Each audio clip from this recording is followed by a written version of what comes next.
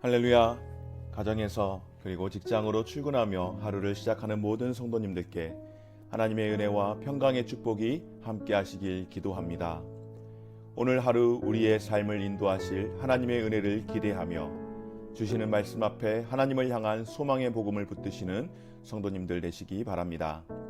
4월 6일 말씀으로 여는 아침 시작하겠습니다. 오늘 우리에게 주신 하나님의 말씀 출애굽기 1장 15절에서 22절 말씀입니다. 애굽 왕이 히브리 산파 십부라라 하는 사람과 부하라는 사람에게 말하여 이르되 너희는 히브리 여인을 위하여 해산을 도울 때에 그 자리를 살펴서 아들이거든 그를 죽이고 딸이거든 살려두라. 그러나 산파들이 하나님을 두려워하여 애굽 왕의 명령을 어기고 남자 아기들은 살린지라. 애굽 왕이 산파를 불러 그들에게 이르되 너희가 어찌하여 이같이 남자 아기를 살렸느냐? 산파가 바로에게 대답하되 히브리 여인은 애굽 여인과 같지 아니하고 건강하여 산파가 그들에게 이르기 전에 해산하였더이다 하매 하나님이 그 산파들에게 은혜를 베푸시니 그 백성은 번성하고 매우 강해지니라.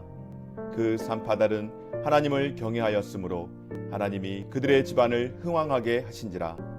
그러므로 바로가 그의 모든 백성에게 명령하여 이르되 아들이 태어나거든 너희는 그를 나일강에 던지고 딸이어든 살려두라 하였더라. 아멘. 시편 기자는 하나님은 우리의 피난처시요 힘이시니 환난 중에 만날 큰 도움이시라는 말씀으로 하나님은 우리의 피난처이심을 고백하며 찬양합니다. 그렇습니다, 여러분. 하나님은 역경 중에도 피할 길을 내어주시는 분이시며 우리를 도우시는 분이신 줄 믿습니다. 이스라엘 백성들의 수가 점점 강성하여짐으로 인한 애굽 왕의 학대는 더욱 노골화되어 가기 시작합니다. 그리하여 애굽 왕은 두 번째로 교활한 계책을 꾸밉니다. 히브리 산파들로 하여금 이스라엘 여인의 해산을 도울 때 여자아이가 태어나면 살려두고 남자아이가 태어나면 죽이도록 명령한 것입니다. 동서고금을 막론하고 아이는 어느 나라에서든 희망입니다. 우리는 국가 구성의 3요소를 영토, 국민, 주권이 있어야 한다고 배웠습니다. 물론 이스라엘 민족은 아직 주권도 없고 땅도 없는 민족이기에 한 나라로서 조건을 갖추지 못했지만 하나님께서 아브라함을 통하여 약속하신 그 위대한 구원 사역을 이루어 가시는 데 있어 백성을 만들어가고 애굽 왕이 이 일을 막아서는 것입니다. 씨를 말리도록 하는 것입니다. 여러분, 아이가 태어나자마자 죽으면 하나님 나라의 백성의 미래는 없게 되는 것입니다. 요즘 아이들, 아동 학대하는 뉴스들을 종종 보게 됩니다. 부모가 아이를 낳고 그 아이를 기를 책임을 갖지 못하여서 아이가 죽게 내버려 두거나 또 그렇게 죽음을 자초하게 하고 실제적이든 간접적이든 아이가 죽음에 이르도록 그렇게 만드는 뉴스들을 많이 볼 때에 참으로 많이 아픕니다. 최근에 있었던 정인이 사건은 우리 국가 국민 모두를 공분하게 했던 사건일 정도로 여전히 우리에게 국가적인 국민적인 큰 트라우마가 작동되었습니다. 그만큼 아이는 우리에게 희망이 되어지고 또 부모가 설령 어렵고 힘이 들지라도 아이에게 주어진 생명이 이 땅에서 부모의 잘못으로 인하여서 그렇게 없어지는 것, 그렇게 소멸되어지는 것을 누구도 원치 않기 때문입니다. 여러분, 오늘 우리가 두려워할 수 있는 대상이 대조되어서 나오는 것을 보게 됩니다. 15절에 세상의 왕이며 세상의 주권자이며 영적으로는 사탄의 영역을 상징할 수 있는 애굽 왕이 등장합니다. 그리고 17절에 모든 만물의 창조자이시며 주권자이신 하나님이 등장합니다. 특징은 눈에 보이는 영역과 눈에 보이지 않는 영역입니다. 지금 결단과 행동에 따라 영향을 당장 받을 수도 있고 그렇지 않는 영역에 있기도 합니다. 우리는 신앙생활을 하면서 눈에 보이는 세상보다는 눈에 보이지 않는 하나님을 경외하고 두려워해야 한다고 하지만 실상 눈에 보이는 것에 더 많은 영향을 받으며 살아가지 않습니까? 오늘 히브리 산파들은 어떤 판단과 선택을 했을까요? 애굽왕이 산파들을 불러 아들이거든 그를 죽이고 딸이거든 살려두라는 왕의 지엄한 명령을 할 때에 그들이 어떤 선택과 어떤 판단을 했습니까? 오늘 히브리 산파들은 하나님을 두려워하고 경외하는 사람들이었습니다. 눈에 보이는 애굽왕이 무섭지 않아서 하나님의 말씀 앞에 먼저 그렇게 섰을까요? 아니요, 결코 그렇지 않습니다. 하나님보다는 당장 눈에 보이는 애굽왕이 훨씬 더 무서웠습니다. 지엄했습니다. 당장 왕의 명령대로 행하지 않으면 죽음을 감수해야 할 수도 있는 그런 상황이었지만 그럼에도 불구하고 산파들은 보이는 왕이 아니라 보이지 않지만 전능하신 하나님을 경외하며 하나님이 기뻐하실 일을 선택하며 세상에서 고통받기를 선택합니다. 17절 말씀에 그러나 산파들이 하나님을 두려워하여 애굽 왕의 명령을 어기고 남자 아기들을 살린지라. 아멘. 21절에도 그 산파들은 하나님을 경외하였으므로 이들이 하나님을 경외하였으므로 하나님을 두려워하는 마음으로 세상의 왕이었던 애굽 왕의 지엄한 명령을 어기고 아기들을 살렸습니다. 사랑하는 여러분, 엘리야 선지자가 바알과 아세라 선지자와 갈멜산에서 대결을 마치고 오히려 악에 바친 이세벨의 그 폭정으로 죽을 고생을 하고 광야로 도망나와 로뎀나무 아래서 죽기를 간청하며 내가 하나님을 위해 이제까지 일을 했으나 악인들로 인하여 다 죽고 이제 나 홀로 하나님만 찾는 사람으로 남아 있습니다. 고통하며 애통하며 원망의 탄식을 할 때 하나님께서 엘리야를 위로하시고 다시 회복하시게 하며 하신 말씀입니다. 내가 이스라엘 사람 가운데에 아직 바알에게 무릎을 꿇지 않고 그 우상에게 입을 맞추지 않은 사람 7,000명을 남겨두었도다.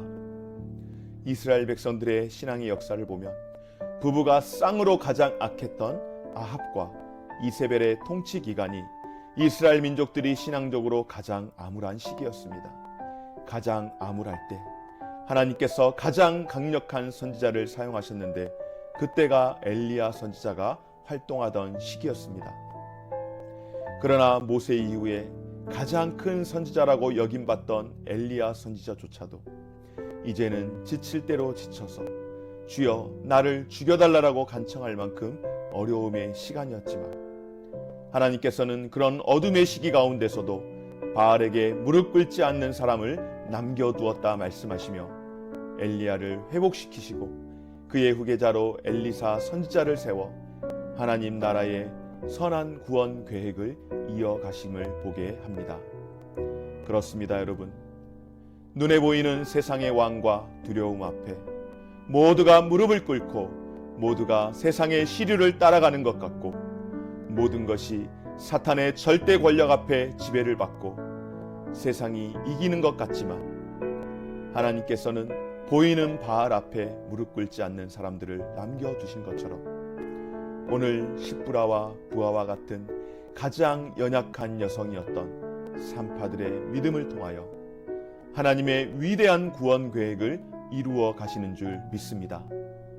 구원의 길을 여시는 하나님이심을 믿습니다.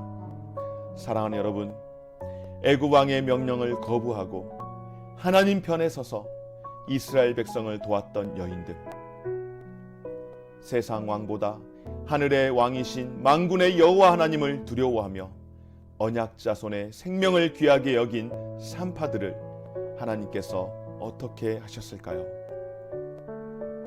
그 산파들은 하나님을 경외하였으므로 하나님이 그 산파들에게 은혜를 베푸사 하나님의 그들의 집안을 흥왕하게 하신지라. 아멘.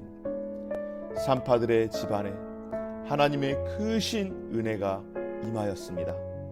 그렇습니다, 여러분. 이렇게 언약에 신실하신 하나님은 환난 가운데 있는 자기 백성들에게 피할 길을 내어주실 뿐만 아니라 그 가운데에 하나님을 경외하고 세상의 왕을 두려워하기보다는 하나님 앞에 엎드리는 자들에게 은혜를 베푸시는 하나님이신 줄 믿습니다.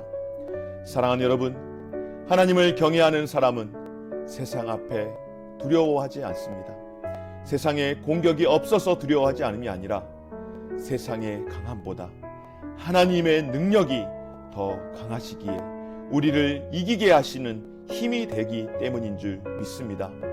세상 앞에 엎드리면 하나님 앞에서 어려움을 겪게 됩니다. 그러나 여러분, 하나님 앞에 엎드리면 세상에서 무릎 꿇지 않도록 하나님이 우리의 무릎을 일으켜 세워주실 줄 믿습니다. 하나님이 주신 지혜로 죽음의 세력이 꾀하는 음모를 피할 때, 그것들을 파할 때 하나님은 생명을 살려내신 줄 믿습니다. 오늘 우리에게 하나님을 경외하는 것이 성도의 힘이요 지혜임을 믿고 보이는 세상에서의 힘이 아닌 보이지 않지만 우리에게 힘주시고 지혜가 되는 하나님을 더욱더 경외하며 세상 앞에 무릎 꿇지 않고 엎드리고 그렇게 살아가는 삶이 아니라 하나님 앞에서 더더욱 엎드려 하나님 앞에서 무릎 꿇음으로 더 당당하게 삶을 살아가며 하나님의 구원 계획을 이루어갈 수 있는 저와 우리 모든 성도님들의 삶이 되어지시기를 주의 이름으로 축원합니다. 아멘. 기도하겠습니다. 좋으신 하나님 감사드립니다. 오늘 우리에게도 새 생명 허락하여 주시고 함께 기도하며 오늘 이 새벽 이 아침을 열게 하시니 감사드립니다. 주님, 때로는 우리의 삶을 살아갈 때에 끝이 보이지 않는 인생의 사막을 걸어갈 때에도 하나님께서 그 길 가운데에 우리를 육이 되도록 홀로 두지 아니하시고 친히 길이 되어 주시고 은혜의 강을 흐르게 하심을 우리가 믿습니다. 하나님께서 이사야 선지자를 통하여서 내가 사막에 강을 내신다라고 말씀하시는 것처럼 우리 가운데에 하나님이 허락하시는 은혜의 강수를 허락하실 줄 믿사오니 그런 하나님께서 우리와 동행하시기에 위로와 힘을 얻으며 살아갈 수 있도록 도와주옵소서. 더욱더 약해지는 이 세상 가운데에서 우리의 믿음이 무너져 내리지 않도록 하시고 그때에 더욱더 보이지 않는 하나님일지라도 살아계시고 전능하신 하나님을 경외하며 두려워하는 마음으로 하나님 앞에서 담대함으로 살아갈 수 있는 우리 모든 성도들 될 수 있도록 도와주시되 믿음으로 승리하며 살게 하여 주옵소서. 오늘 이 하루를 주 앞에 의탁합니다. 하나님 인도하여 주시옵소서. 감사드리며 예수님 거룩하신 이름으로 기도드립니다. 아멘. 하늘에 계신 우리 아버지여, 이름이 거룩히 여김을 받으시오며 나라가 임하시오며 뜻이 하늘에서 이루어진 것 같이 땅에서도 이루어지이다. 오늘 우리에게 일용할 양식을 주옵시고 우리가 우리에게 죄 지은 자를 사하여 준 것 같이 우리 죄를 사하여 주시옵고 우리를 시험에 들게 하지 마시옵고 다만 악에서 구하시옵소서. 나라와 권세와 영광이 아버지께 영원히 있사옵나이다. 아멘.